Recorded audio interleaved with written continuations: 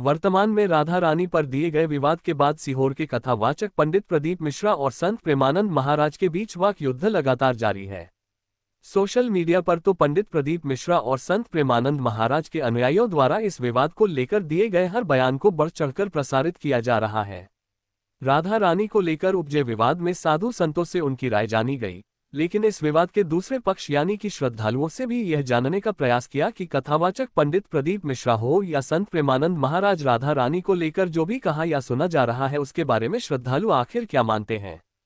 इस दौरान उत्तर प्रदेश से दर्शन करने आए रामदयाल ने बताया कि राधा रानी बरसाने की है, उनका सम्मान होना चाहिए। पंडित प्रदीप मिश्रा जो भी कह रहे हैं यह उनके विचार हैं, लेकिन इस प्रकार की बातें देवी देवताओं पर नहीं होना चाहिए। कथावाचक हो या संत, हम दोनों को फॉलो करते।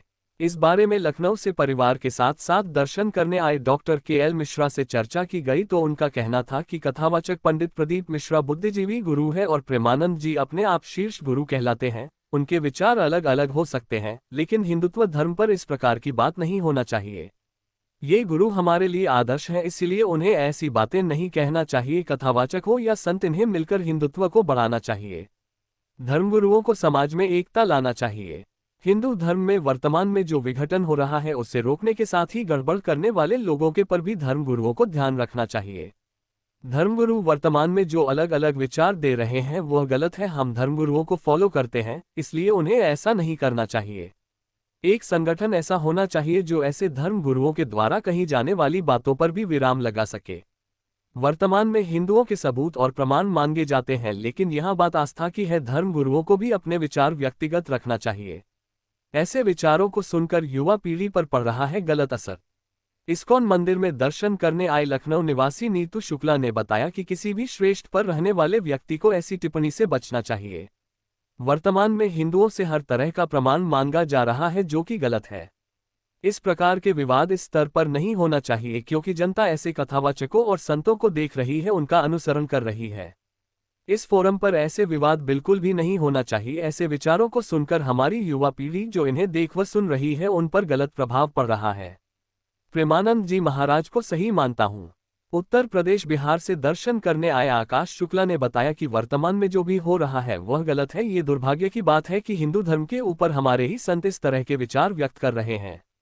इस वाक युद्ध में संत प्रेमानंद सही है या कथावाचक पंडित प्रदीप मिश्रा के जवाब में आपने कहा कि मैं इस मामले में संत प्रेमानंद जी को सही मानता हूं, क्योंकि संत प्रेमानंद जी ने ही राधा रानी के एक अलग ही स्वरूप को सभी के सामने पेश किया है, और यही नहीं, राधा रानी के करोड़ों भक्तों को इस प्रकार की टिप्पणी से आघात पहुंचा है। शिक्षिका पारुल उपाध्याय क्या बोली। इधर उज्जैन की एक शिक्षिका पारुल उपाध्याय ने बताया कि पंडित प्रदीप मिश्रा जी ने जो कहा उसे गलत तरीके से समझा जा रहा है। उनके कहने में कहीं भी राधा रानी का कोई अपमान नहीं हुआ है। पंडित प्रदीप मिश्रा ने जो भी बात कही उसमें कहीं भी राधा रानी जी को छोटा नहीं बताया गया है। श्री कृष्ण की तरह ही राधा रानी जी की भी लीलाएं हैं। ब्रह्मा जी ने स्वयं उनकी शादी करवाई थी, जिसका वर्णन शास्त्रों में भी है। इसमें कोई नई बात नहीं है। राधा रानी जी के भक्तों ने इस बात का गलत अर्थ निकाला है, जिसके कारण यह विवाद का विषय बन गया है। लेकिन विवाद जैसी तो कोई बात ही नहीं है। राधा रानी जी श्री कृष्ण की शक्ति है। राधा रानी और भगवान श्री कृष्ण के युगल रूप की हम करते हैं पूजा। पंडित राघवदास। इस्कॉन मंदिर के PRO पंडित राघवदास से चर्चा।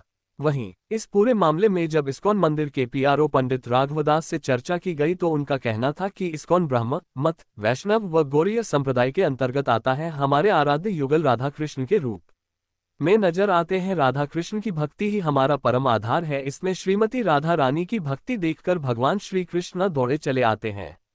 भगवान की भक्ति कई प्रकार से की जाती है, जिसमें शांत, दास्य, शाक्य व माधुर्य भाव विशेष है। भगवान श्री कृष्ण की भक्ति माधुर्य भाव से की जाती है, लेकिन हम इसे दास्य भाव से कहते हैं। भगवान की भक्ति को उनके उपासक वेदी भक्ति और रागी भक्ति के रूप में करते हैं। वेदी भक्ति करने वाले उनके उपासक श्रीमद् भागवत कथा ग्रंथ संहिता व अन्य ग्रंथों के माध्यम से उनकी कथाओं और लीलाओं का गुणगान करते हैं, जबकि रागी भक्ति करने वाले भक्ति उनकी उपासना के अनुसार उन्हें मानते हैं। प्रेमानंद जी महाराज के जीवन परिचय के बारे में बताए तो वे बचपन से ही बहुत आध्यात्मिक थे, और एक खास बात बताई, जिस उम्र में छोटे बच्चों को खेलने से फुर्सत नहीं होती, उतनी छोटी सी आयु में उन्होंने पूरी चालीसा को याद कर लिया था और उसका पाठ करना प्रारंभ कर दिया था। महाराज जी के बड़े भाई श्रीमद्भागवतम का पाठ सबको सुनाते थे और उनके माता पिता दोनों ही भक्ति भाव में एवं संतों ऋषियों की सेवा करते रहते थे। जब वे 3 साल के थे तो वे अपना घर छोड़कर कहीं जाने लग गए थे। वे मानव जीवन को कैसे जिया जाता है इसकी सच्चाई जानना चाहते थे। महाराज जी जब 5वीं कक्षा में पढ़ते थे तब उनको गीता, श्री सुखसागर पूरा याद कर लिया था।